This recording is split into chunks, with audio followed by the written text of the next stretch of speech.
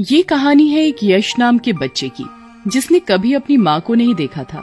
वो हमेशा अपने पिताजी से पूछा करता, माँ कब आएगी, माँ कहाँ गई है। उसे ये बात पता नहीं थी कि जब वो छोटा था तभी उसकी माँ का देहांत हो गया था। उसके पिताजी ने यश को बता रखा था कि उसकी माँ बहुत दूर गई है। यश के पिताजी बहुत पैसे वाले थे। वो यश को किसी भी चीज की कमी नहीं होने देते थे। फिर भी यश अकेला बैठा हमेशा अपनी माँ के बारे में ही सोचा करता था। मेरी माँ मेरे साथ क्यों नहीं रहती? सबकी माँ तो अपने बच्चों के साथ रहती है। भगवान, मेरी माँ कब आएगी? मेरी माँ को मेरे पास जल्दी भेज दो। इसी तरह दिन बीत रहे थे।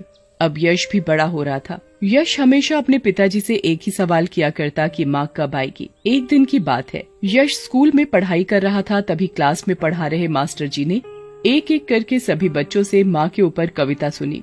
सभी बच्चों ने तो कविता सुना दी। अब कविता सुनाने की बारी यश की थी। यश, अब तुम सुनाओ। यश ने कविता नहीं सुनाई और वो चुपचाप खड़ा रहा। वो कुछ नहीं बोला। मास्टर जी ने यश से फिर कहा, यश, कविता सुनाओ। मैंने तुम्हें माँ के ऊपर कविता याद करके आने के लिए कहा था, फिर तुम याद क्यों नहीं करके आए? बोलो, तुमसे माँ के ऊपर एक कविता भी याद नहीं हुई? यश कुछ नहीं बोला। मास्टर जी ने उसे जोर से एक थप्पड़ मारा। थप्पड़ पड़ते ही यश बुरी तरह रोने लगा। तभी क्लास का एक बच्चा मास्टर जी से कहता है, मास्टर जी, ये याद कैसे करके आता? इसकी तो माँ ही नहीं है। अब तो मास्टर जी को भी ये सुनकर बड़ा दुख होता है और वो यश को चुप कराने लगते हैं। मुझे पता नहीं था।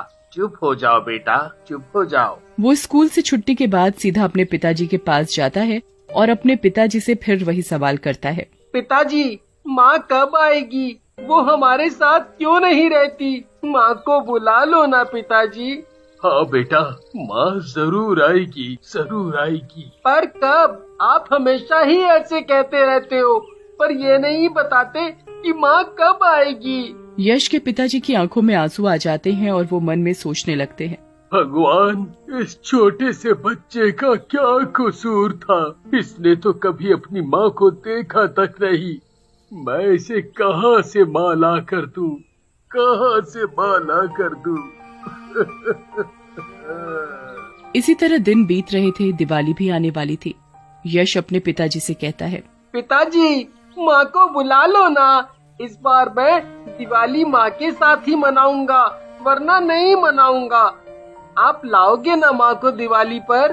हाँ हाँ, इस बार तुम दिवाली अपनी माँ के साथ ही मनाओगे। फिर एक दिन, आज दिवाली थी और यश के पिताजी एक कमला नाम की औरत से शादी करके यश के लिए माँ ले आते हैं।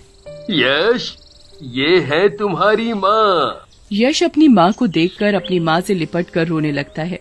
माँ, आप आ गई। आप मुझे छोड़कर कहाँ चली गई थी? अब मैं आपको कहीं नहीं जाने दूंगा। अब मैं आ गई हूँ ना, अब मैं तुम्हें छोड़कर कहीं नहीं जाऊंगी। मैं हमेशा तुम्हारे साथ, तुम्हारे पास ही रहूंगी। यश अपनी माँ को पाकर बहुत खुश होता है। माँ, मेरी प्यारी माँ। यश की माँ भी यश को बहुत प्यार करती है। वो उसका हर तरीके से ख्याल रखती थी, जैसे एक सगी माँ अपने बच्चे से प्यार करती है। फिर थोड़े दिनों बाद कमला के अपना बेटा होता है। फिर एक दिन यश के पिताजी को पता चल गया था कि उसकी पत्नी यश के साथ जायदाद के लालच में उससे प्यार का ढोंग कर रही है। यही सोचकर यश के पिताजी ने मरने से पहले अपनी सारी जायदाद यश के नाम कर दी। ये बात यश की माँ को बर्दाश्त नहीं हुई और वो चाल चलने लगी कि कैसे सारा पैसा उसके हाथ में आ जाए। फिर एक दिन यश अपने कमरे में बैठा पढ़ाई कर रहा था। वो पढ़ाई में बहुत ही होशियार था। तभी उसकी माँ आ जाती है। अरे यश बेटा, क्या कर रहे हो? माँ, मैं पढ़ाई कर रहा हूँ। पढ़ाई कर रहे? तुम्हें पढ़ाई की क्या जरूरत है? तुम तो वैसे ही इतने होशियार हो। तुम्हें तो मालिक बनना है। पढ़ाई करके तो नौकर बनते हैं। बनोगे ना मालिक? हाँ माँ, मुझे मालिक बनना है, नौकर नहीं। माँ, मालिक कैसे बनते हैं? मालिक बनते हैं अपना घर का काम करने से, अपने खेतों में काम करने से। माँ, अब से मैं खेतों में काम करूँगा, घर का काम करूँगा। मुझे मालिक जो बनना है। कमला ने अपने बेटे को बाहर पढ़ने भेज दिया और यश से वो सारे काम करवाती थी जिसका पढ़ाई लिखाई से कोई लेना देना नहीं था। यश अपनी माँ की हर बात मानने लगा था। यश अपनी माँ के ऊपर आंख बंद करके भरोसा करता था। उसे लगता कि जो माँ कहती है वो ही सही है। इसी बात का उसकी माँ फायदा उठाती थी। फिर वो हर वो काम करने लगा जो उसकी माँ कहती। इसी तरह यश बड़ा हो गया और एक दिन यश को एक लड़की से प्यार हो गया और उसने ये बात अपनी माँ को बताई। माँ, मैं एक लड़की को पसंद करता हूँ, उसका नाम निशा है और उससे शादी करना चाहता हूँ। अब यश की माँ यश को मना नहीं कर सकती थी क्योंकि उसे दिखाना था कि वो उससे कितना प्यार करती है। फिर कमला यश की शादी निशा से करवा देती है। फिर कुछ दिनों बाद जब निशा को पता चलता है कि उसकी सास ने यश को इसलिए नहीं पढ़ाया लिखाया कि उसे हर चीज के हिसाब किताब के बारे में पता रहेगा, कमला ने उसे प्यार और अपनी ममता के जाल में बुरी तरह जकड़ लिया था।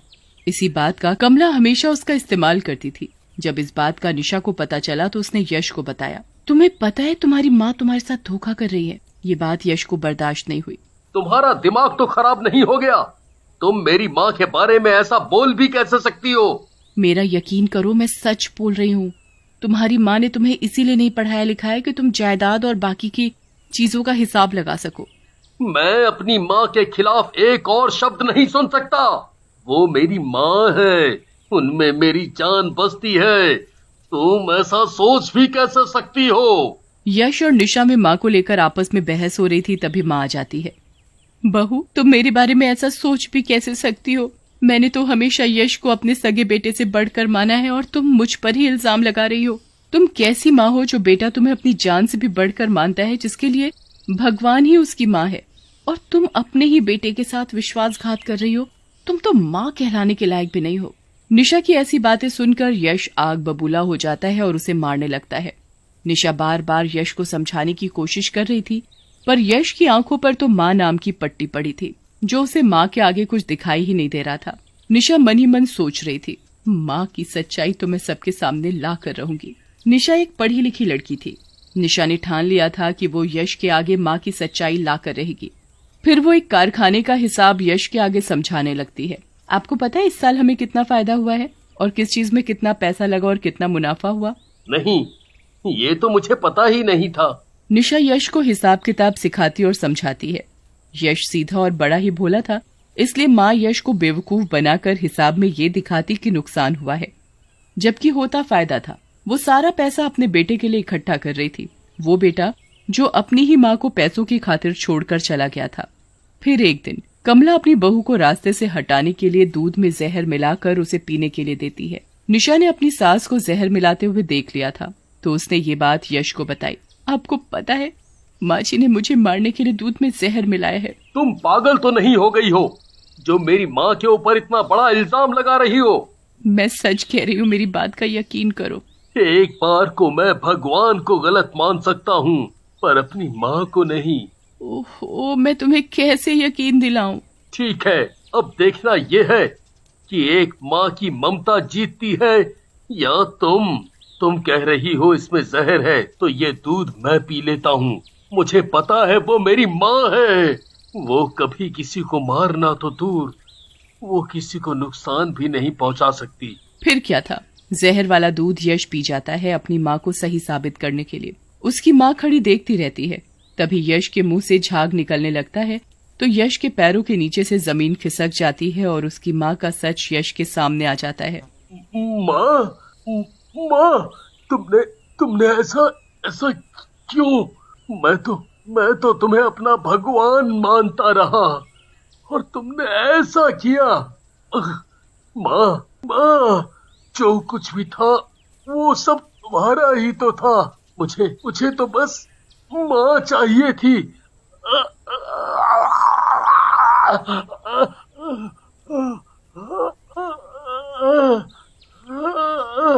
यश की तबीयत बिगड़ती जा रही थी। तभी माँ के दिल से एक आवाज आई, ये ही तेरा सच्चा बेटा है जिसे तूने कभी अपना समझा ही नहीं। एक तेरा बेटा जिसने तुझे पैसों की खातिर छोड़ दिया। बचा ले अपने बेटे को, बचा ले, बचा ले। माँ तो आखिर माँ होती है। उसकी अंतरात्मा जाग जाती है, मेरा बेटा, मेरा बच्चा, मैं तुझे कुछ नहीं होने दूंगी। माँ यश को अस्पताल ले जाकर उसका इलाज करवाती है और उसे बचा लेती है, और इस बार वो यश को सच्चे दिल से अपने कलेजे से लगा लेती है और सही मायने में जीत माँ और बेटे के प्यार की होती है।